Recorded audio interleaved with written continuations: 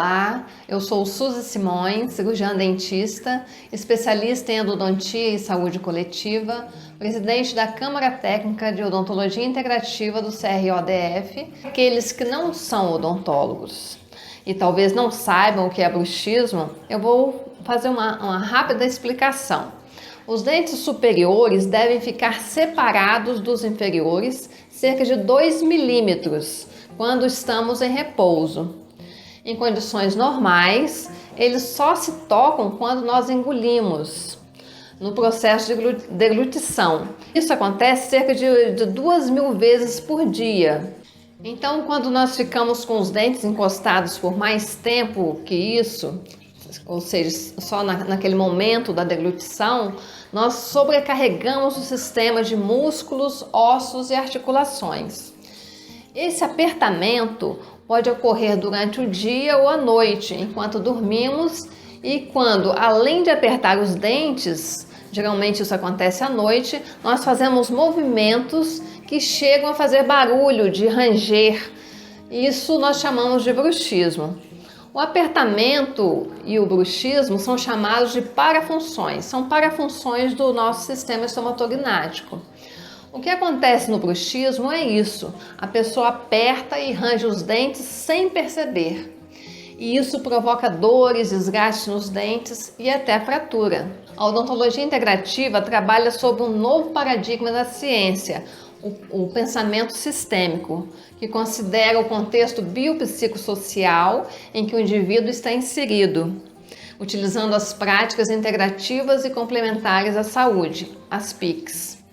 A abordagem sistêmica requer do profissional uma nova percepção das relações do ser humano com ele mesmo e com o ambiente em que vive, com a epigenética, né? Há vários estudos, inclusive de tese de doutorado, que relatam a relação entre o contexto de vida e o bruxismo em adolescentes. Relatam também a relação entre DTM e quadros de depressão e ansiedade. Vou citar esses estudos aqui na descrição do vídeo. Há também indícios da relação entre fratura de dentes e outros problemas bucais, como gengivite e disfunções de ATM, como consequência do estado emocional. Mas como vamos saber a causa do bruxismo? Além do exame clínico, a anamnese criteriosa irá nos fornecer dados para conhecermos um pouco mais do contexto que o paciente está vivenciando. Para chegarmos ao diagnóstico do bruxismo, é importante que investiguemos na anamnese o sono, a mastigação, o estilo de vida, o trabalho do paciente, inclusive as suas práticas espirituais, se ele tiver, né?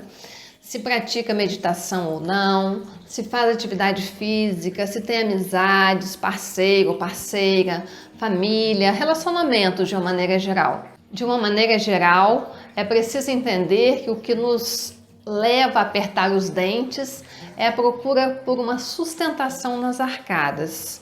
Como se, ao encostar os dentes, encontrássemos algo que nos dê uma sustentação diante de algum desafio que estejamos enfrentando. Então, o olhar do profissional terapeuta, com base na anamnese, poderá suspeitar de emoções como medo, insegurança, ansiedade, raiva por trás do bruxismo. Colocar uma placa interoclusal e mandar o paciente para casa não resolve o problema dele.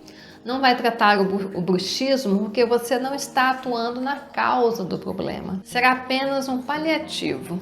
É não só importante, mas essencial ouvir seu paciente, relacionar os sintomas com as emoções, com os pensamentos, ou seja, abordar o paciente de uma forma sistêmica. Se gostou, clique em gostei e até mais. Um abraço.